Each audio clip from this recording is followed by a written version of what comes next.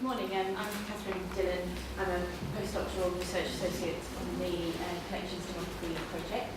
I'm going to talk to you today about a study that attempted to quantify user attitudes to historic library and archive collections. In terms of the Collections Demography model, the study is concerned with the top part of the model, so what people value or think is important about collections and perceptions of change in collections.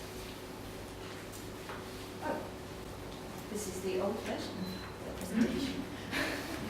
This is illustrating how the Collections Demography project is kind of putting together lots of different threads in collections. The environment that collections are held in, perceptions of change and how they're valued.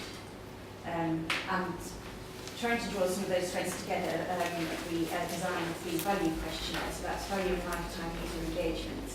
And the questionnaire was developed with certain questions in mind, so trying to identify values at source by asking readers and visitors about what they think is important about the documents they've come into contact with, exploring attitudes towards the lifetime of documents, investigating what readers and visitors think is important about the condition, care and use of original documents. And then I wanted to use a statistical approach to reduce and summarise those variables and investigate the relationships between those variables. I'm mainly concerned with aims 1 and 2 today. So I'm going to talk a bit about questionnaire development and data collection, but I'm going to go into more detail about that in the workshop this afternoon. And then talk about two of the main bits of analysis, summary of the results and applications of those findings. So the design process really started with some interviews conducted by William Lindsay at the National Archives. And here are readers at the National Archives deriving their individual values from their work with original documents. The interviews, lots of value statements were generated from the interviews, and those were converted into attitude statements for a questionnaire. And I also looked at the wider literature and also policy statements of value and institutional aims and objectives, and came up with this quite long questionnaire. So there were, we asked about the purpose of visit and the document use. Readers were asked to think about the document they were using today or viewing. There were a series of attitude statements that were rated about what's important about the document. Some questions about the lifetime of the document, the condition, formats, and the demographics of the people that that received the questionnaire. So that was about 100 questions distributed to people in 3 different settings: readers, historic houses, and viewers of exhibits. And there was some counterbalancing on the questionnaire. So these are the places that the questionnaire was distributed. So thank you to all our partners and everybody who helped with distribution. It went to the TNA reading room, the Library of Congress, various reading rooms at the Library of Congress, 3 English heritage properties, the Capitol Visitor Centre in the US, and also the a number of people from the TNA Museum. So we managed to get a substantial sample size over about a 3 or 4 month period. And that sample size was appropriate for 2 particular types of analysis: factor and cluster analysis of the attitude statements that I've mentioned were derived from the interviews. So factor analysis is a method of reducing and summarising data by finding, say, amongst a set of attitude statements like those that were rated on the questionnaire, it finds statements that are more closely related, sets of statements that are more closely related to each other than they are related to statements in other sets or other factors. So this illustrates how the factor analysis might group statements together. So the analysis is basically trying to find underlying structure in the data. So it might be underlying concepts or beliefs amongst rated attitude statements. So the factor structure that emerged from section 2 of the questionnaire is illustrated here. There were 9 factors accounting for 54% of the variance. These were named in collaboration with the project team, and I just included an example of one of the statements that appeared in each factor. So there were several statements in each factor. And I'm going to just draw out today the results relating to materials and sensory experience and content and learning, because they illustrate how the factor analysis works and how that was useful in doing further analysis with the questionnaire. So for example, factor scores were created for each of the 9 factors on the previous page, and that meant we could use the factors for profiling and segmentation. So this illustrates the mean factor scores for on each of the 9 factors for each of the 3 contexts of use that the questionnaire was distributed in.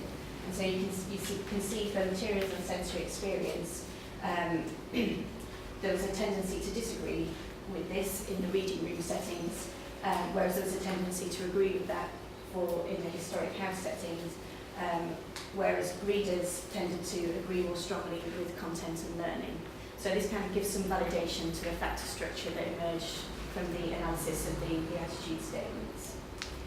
I also used cluster analysis, so like factor analysis, but with people. So the cluster analysis finds people who are more sets of people who are more similar to each other than they are similar to people in other groups of people. So this is just a diagram illustrating clustering on 2 variables, content and materials and sensory experience. I actually clustered on 5 of the factors and then repeated it with 9 of the factors, finding the same pattern of results. So this I just clustered using the readers because they were the biggest group of people, and it just made more conceptual sense just to look at the readers, because I would have found clusters just belonging to each of the 3 settings otherwise, or potentially. But I found 3 main clusters of readers at TNA and Library of Congress. And again, I highlighted the findings for materials and content to illustrate how the cluster analysis kind of pulls apart these different groups of people. So we've got cluster 1 agreeing slightly with materials and cluster 2 disagreeing to quite a great extent with materials and sensory experience. So when I looked at the demographics of these groups of people, it turned out that they were different to each other in other ways. So cluster 1 tended to be personal leisure readers, including family history, and cluster 2 tended to be younger researchers at the archives and reading rooms for work and employment and study. They also tended to differ from each other on other types of attitudes, so they had different attitudes to the future. Cluster 1 tended to have a greater attachment to the original document, and also tended to look further into the future when they were asked about the desired lifetime of documents, how long they wanted documents to last. I haven't got to that bit of the analysis yet, so I'll explain that now. So there were a series of questions on the questionnaire about people's attitudes towards the future and non-time documents. So for example, I asked, how would you describe the end of life for an original document like the ones we're using today? And this resulted in lots of statements about what people thought about lifetime. And I categorised all of those statements into 2 main sets. There was sets of statements to do with actions and sets of statements to do with symptoms. Some people mentioned actions and symptoms, but actions were the most commonly kind of mentioned category within the responses, and the largest category by far were statements to do with readability. So end of life was often described as being unreadable amongst across all contexts of use, but there was some variation according to context of use, so more to do with handling in a reading room setting as well. But in unreadable came out as a very strong theme in these responses. And these were some of the symptoms that were mentioned. Again, amongst the symptoms that were mentioned, those that would affect readability were most commonly mentioned, so falling apart, total disintegration, crumbling, faded. I think were amongst the largest categories, and again there was some variation according to context of use, so cubs and findings were more frequently mentioned at historic house settings.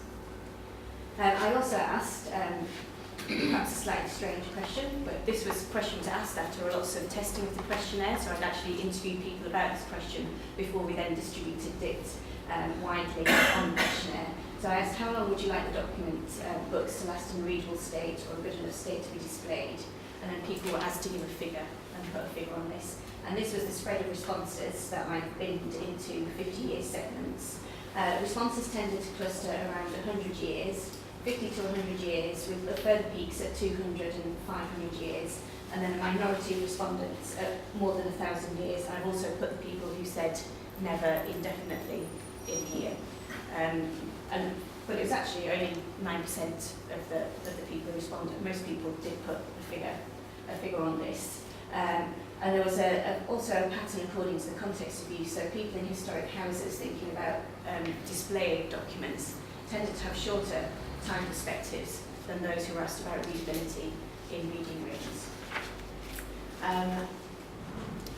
So then I looked at some of the associations between responses on different parts of the questionnaire. So I looked at the relationship between the answers on the previous slide and people's ratings of value on the 9-factor solution. I've highlighted the significant finding in red, which was content and learning. Not only was content and learning the most highly rated factor, but it tended to be valued more highly. The more highly people valued content and learning, the longer they wanted documents to last in a readable state. The findings for rarity of materials also approach significance, with the materials factor showing the opposite pattern of findings to the content factor. I also looked at the lifetime responses and characteristics of the document and found that the older a document was, the longer people wanted it to last. So the older a document was, the longer further up into the future people were looking, which may have something to do with the greater perceived historical significance, but also the quality of the materials. Well, those were two of the reasons that I thought people might be looking further into the future. So just to summarise the results, I've just kind of given you a quick tour of some of the results from the questionnaire. The questionnaire was used to find what users think is important about historic library and archive collections, how that varies according to the context of use and the user, how users define end of life, showing that most users have long time perspectives for the lifetime of documents, and showing that desired lifetimes associated with context of use and the user and value and characteristics of the documents. Those findings were taken forward to damage workshops, which Materia is going to speak about next. So looking at how judgments of the fitness of documents are affected by the context of use, so display versus reading, values that are listed, such as content versus personal, and the type of damage or the type of change that is being assessed, so tears, missing pieces, and discoloration. I also, in parallel to the questionnaire work, was looking at the literature and applications of time preferences and discounting as a decision-making tool. And so I was thinking about how the questionnaire results, particularly the section on lifetime, relate to people's planning horizons, discount rates that could be used in collection care decisions, and also what kind of discount curves should be used if that kind of decision-making were used for collections care decisions. But again, that's something I'm going to discuss more. I can take questions on it, but it's also included in the workshop this afternoon about how that was obtained. Am I within time? I should say thank you to everybody who helped with the questionnaire. It's quite a large exercise to get the number of people who took part. So I can see the Library Congress and TNA, thanks for the access, and also English Heritage as well. And also to the Wellcome Library and the British Library for allowing me to come and interview people for the pilot testing of the questionnaire.